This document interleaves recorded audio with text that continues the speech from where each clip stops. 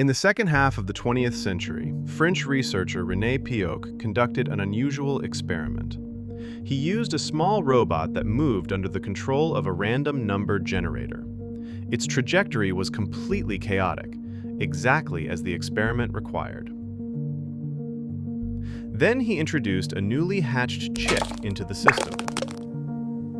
A chick imprints on the first moving object it sees, treating it as its mother.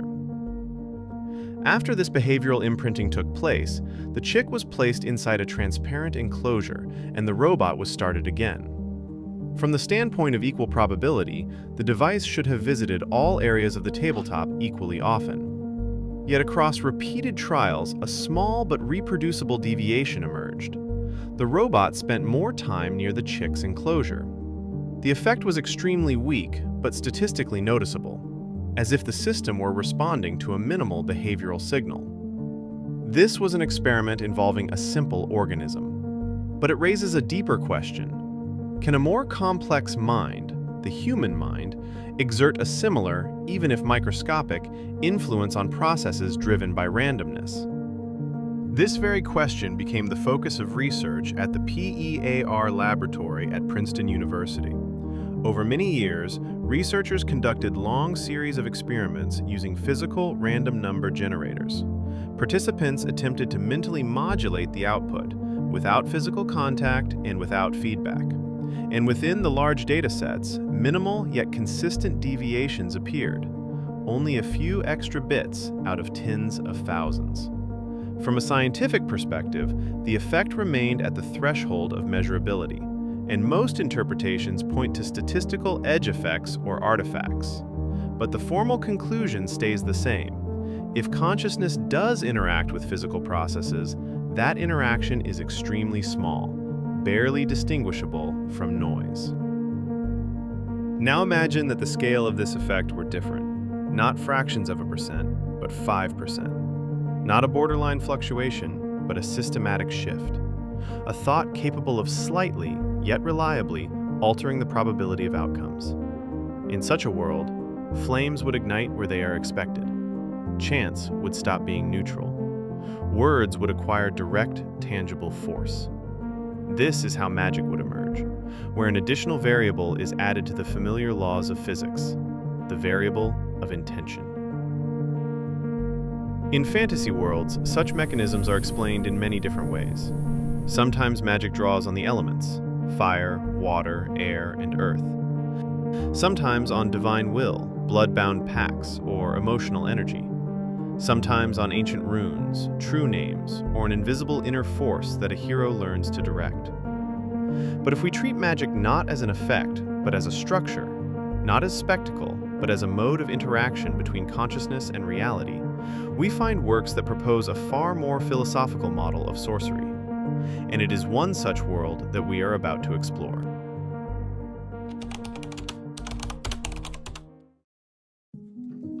In most fantasy worlds, magic is presented as a property of reality itself.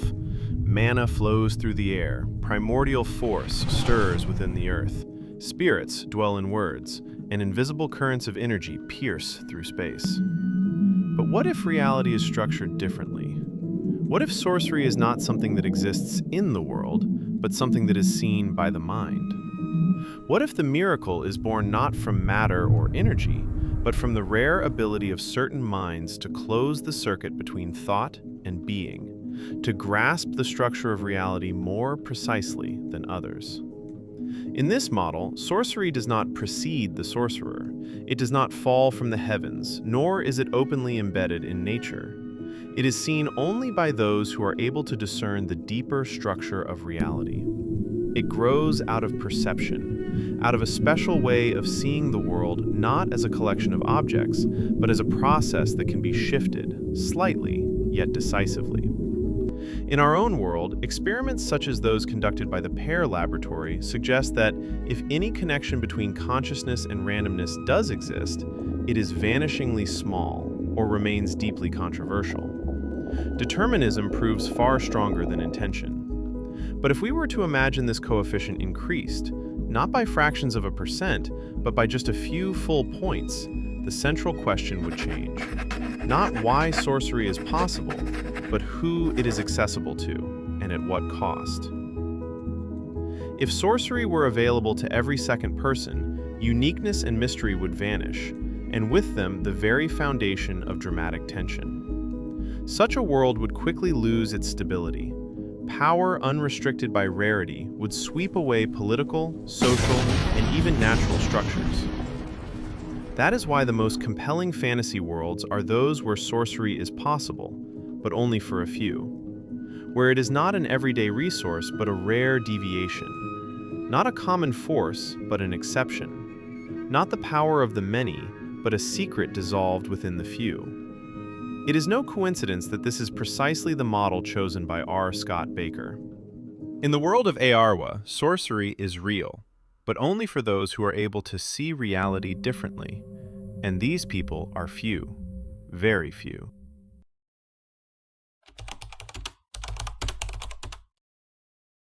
To understand the sorcery of Eärwa, one must first understand those who can wield it. They are called the few, for obvious reasons. Only a tiny fraction of humanity possesses this trait. Rough estimates suggest that perhaps one person in many thousands may carry this potential. And even among them, not all become sorcerers. A member of the few is not yet a wizard. He is someone who can become one, someone who sees the world differently. And this sight reveals itself suddenly, most often in childhood, like a flash of naked awareness cutting through reality to the bone. So it was with Drusus Acamian. One day, climbing the rocks by the sea, he suddenly saw the world transformed, as if a second pair of hidden inner eyelids had opened. Things around him stretched taut, painfully distinct, like skin drawn tight over white bone. The pattern on the stone, the shadows forming a strict lattice, water droplets frozen between imagined sinews. Everything arranged itself into a single design, the skeletal frame of reality usually concealed from sight. This experience has a name. In Eärwa, it is called the Anta, the fabric of existence, the scaffolding of being. And the few perceive it not as an idea or a metaphor, but as a reality as palpable as their own breath. And here lies what matters. In our world, similar states were described by philosophers and mystics. Philosophers spoke of the intuition of essence, a moment when one sees not the object, but the principle behind its appearance.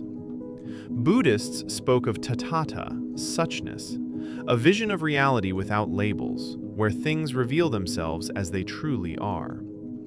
Mystics claimed the world could become transparent, and through objects their true natures might shine through. But all of these are only moments, fragile flashes that vanish as quickly as they appear. In the world of Second Apocalypse, this state does not vanish. What for philosophers was an intellectual ideal becomes, for the few, a physiological mode of perception.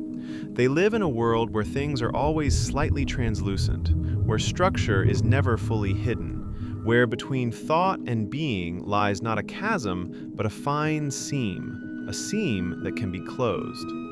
And it is this capacity that makes the few the only ones capable of binding meaning to reality, thought to action, intention to matter.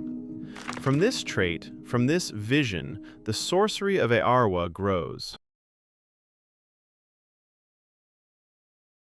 But to see the Anta is only the beginning. The few are like those who have glimpsed the hidden framework of reality for the first time, yet still do not know how to act upon it. Vision grants possibility, but not method. To turn perception into power, the few require words, thoughts, cants, special semantic structures that bind meaning to being. And it is here that the paths begin to diverge.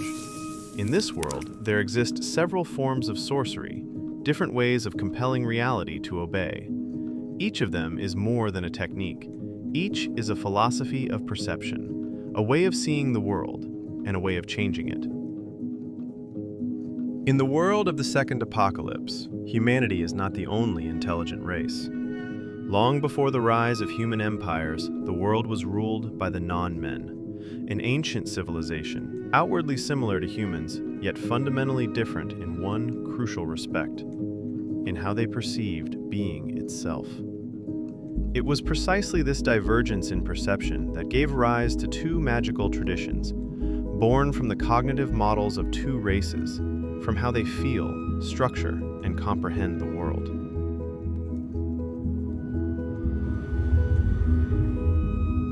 Nosis is the sorcery of abstraction. It arises where the mind perceives not images, but forms, lines, and structural relations.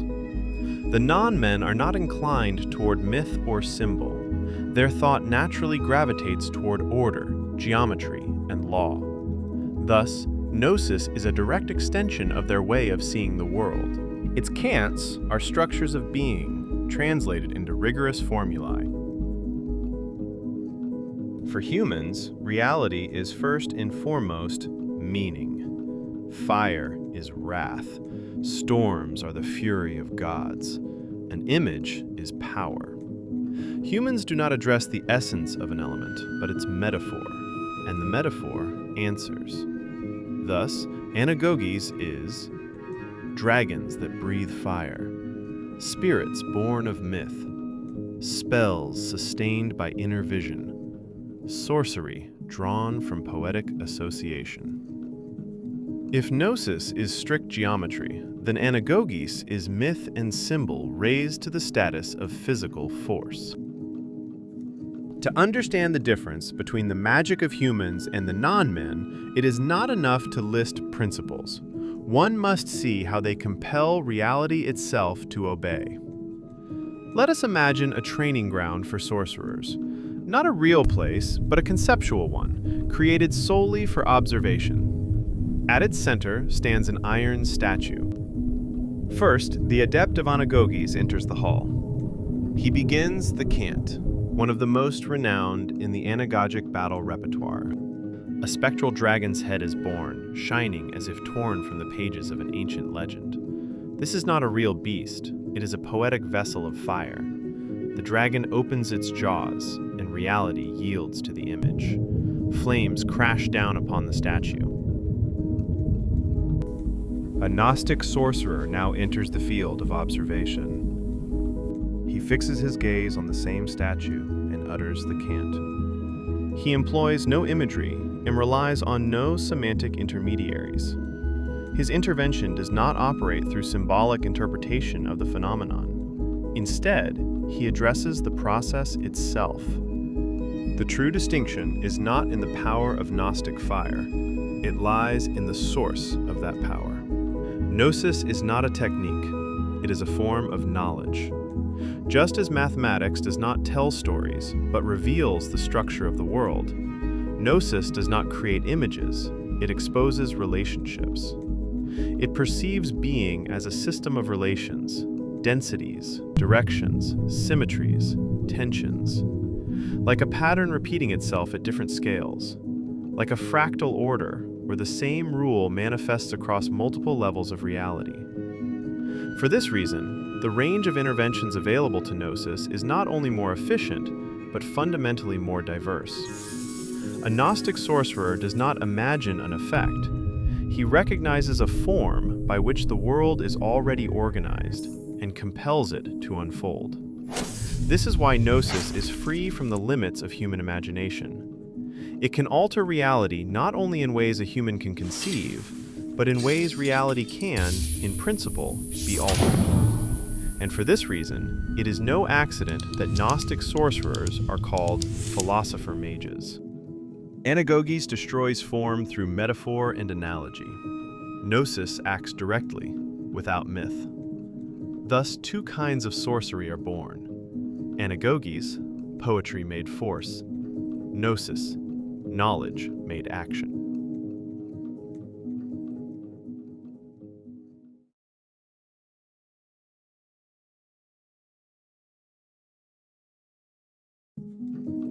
We are accustomed to thinking that language is merely a tool for describing the world. That reality exists first, and only afterward do we choose words to match it. But 20th century philosophy shattered this intuition. Ludwig Wittgenstein expressed it with uncompromising clarity. The limits of my language mean the limits of my world. This implies everything we cannot express, we cannot truly comprehend.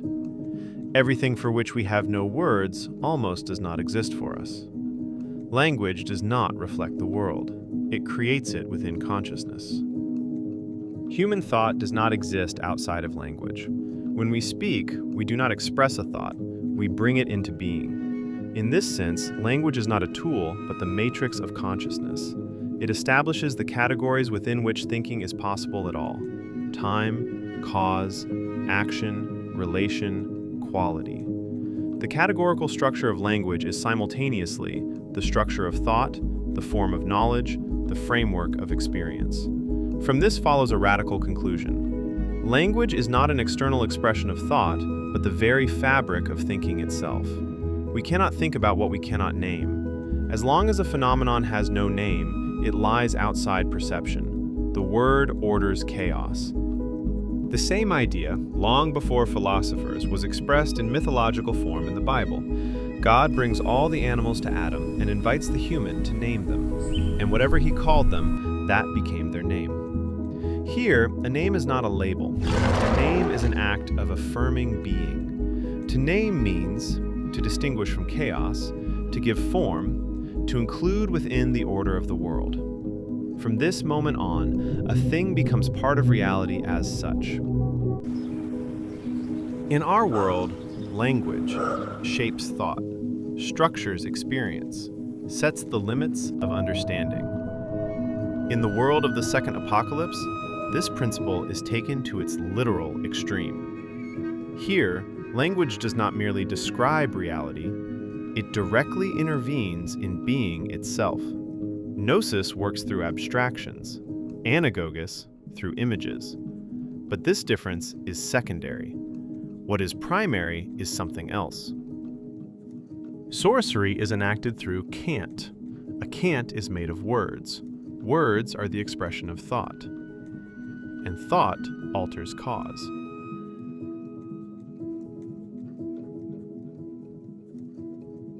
Every cant consists of two layers: the utteral string, the verbal sequence spoken aloud; the inutteral string, the semantic structure maintained within consciousness.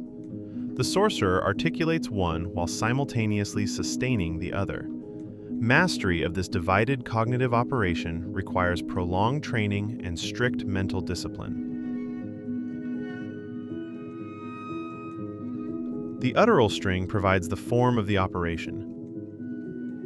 The inutteral string defines its precise ontological content, that which is to be effected upon being. Thought without words lacks sufficient stability. Words without thought are devoid of operative content.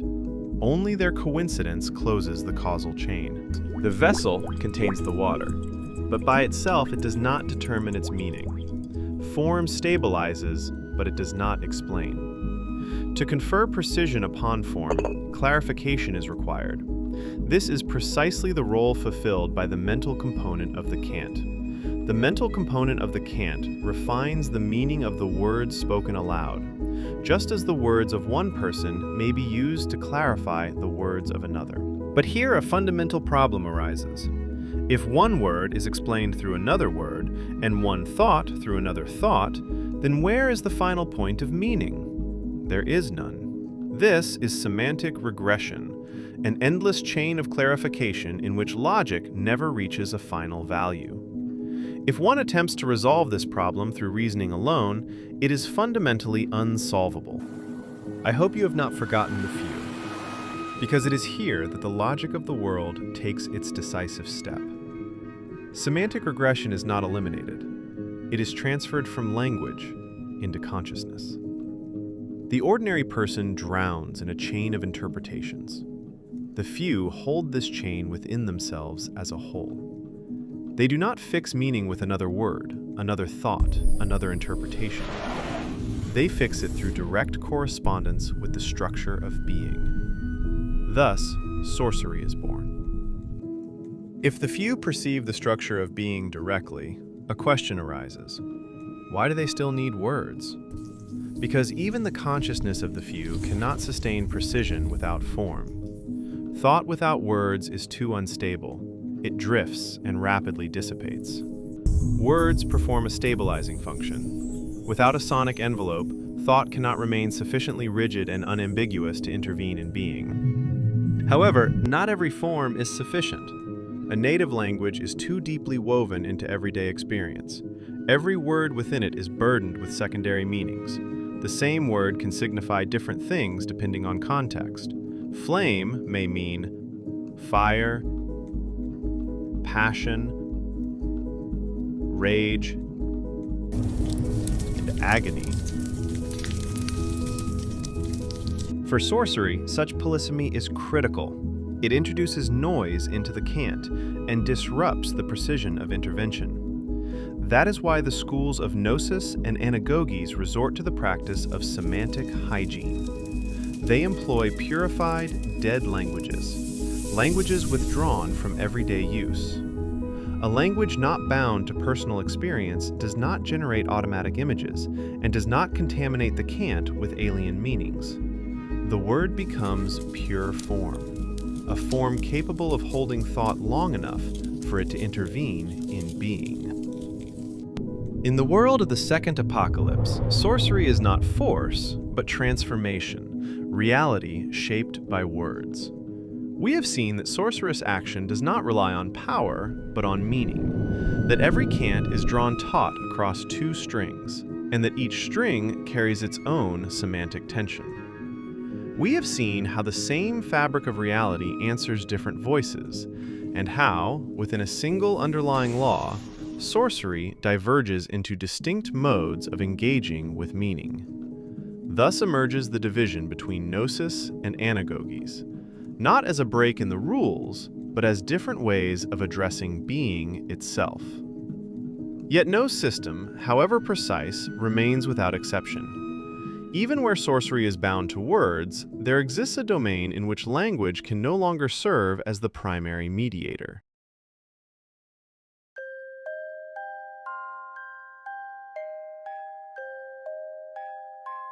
You call this fire, but fire is only a consequence. I alter the parameters of the world, and flame arises by necessity. You have murdered wonder with your arithmetic. People fear dragons, and fear is faster than knowledge. And both of you are liars. The world obeys neither number nor image. It obeys passion.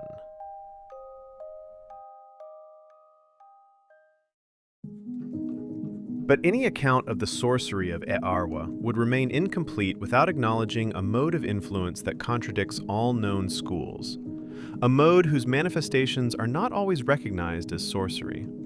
And before we speak of the third path, we must understand one phenomenon: the mark.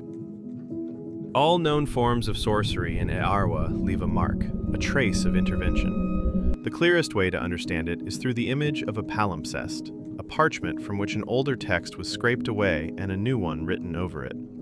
The former writing never disappears completely.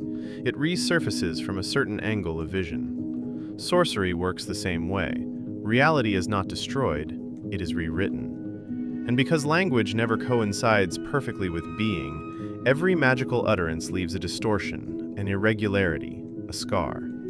This is the mark, the memory of the world that it has already been named before it was changed. Nosis and anagogis are different, yet they share one thing. They tell the world what it should be, through abstraction, through analogy. For this reason, they always leave a mark, the trace of a mismatch between what is said and what exists. There exists one branch of sorcery that leaves no mark, not because it is purer or more perfect, but because it does not name the world. This branch is called Suke, and its adepts are known as the Sishaurim. The Sishaurim blind themselves voluntarily. This is not asceticism and not religious punishment. It is a method. Sight does not merely reveal form, it automatically binds a name to it: form, image, word. And where a word appears, language begins. Language renders the world as a text, and any intervention into that text leaves a mark. By blinding themselves, the Sishaurim break this automatism. Because sight is an aggressive channel of naming, visual form almost always demands a word. By depriving themselves of sight, the Sishaurim no longer rely on the names of phenomena. Instead, they hold the world through the memory of experience, tone, rhythm, tension, passion. Other schools command reality through utterance. Suki acts through intention. There, where thought has not yet become a word. Suki does not take form, for form demands a name, and a name is already a word. Other schools hold thought inside the vessel of language. A word draws a line. Form gives direction. Suki has no such vessel. What it releases is a living current of light, the sacred water of Indara. Pale blue, fluid, almost without boundary. At times it is seen as light, at times as something closer to living fire. At other moments it moves like dense plasma, but it is neither symbol nor element. It is intention poured into the world before language can touch it. Where there is no word, form cannot arise. Where there is no form, nothing remains to guide force. So what remains when only the current remains? Pressure. Like water without a channel. With no riverbed, the stream swells. Flow becomes surge. Surge, a falling mass. And the deeper the intention, the more ruinous the outpouring. In Eärwa, the world does not submit to force. It responds to meaning. Magic does not flow through the ground and does not hide in the air. It arises where thought touches the very structure of things and dares to interfere with it. Language renders the world as a text, and any intervention in that text leaves a mark.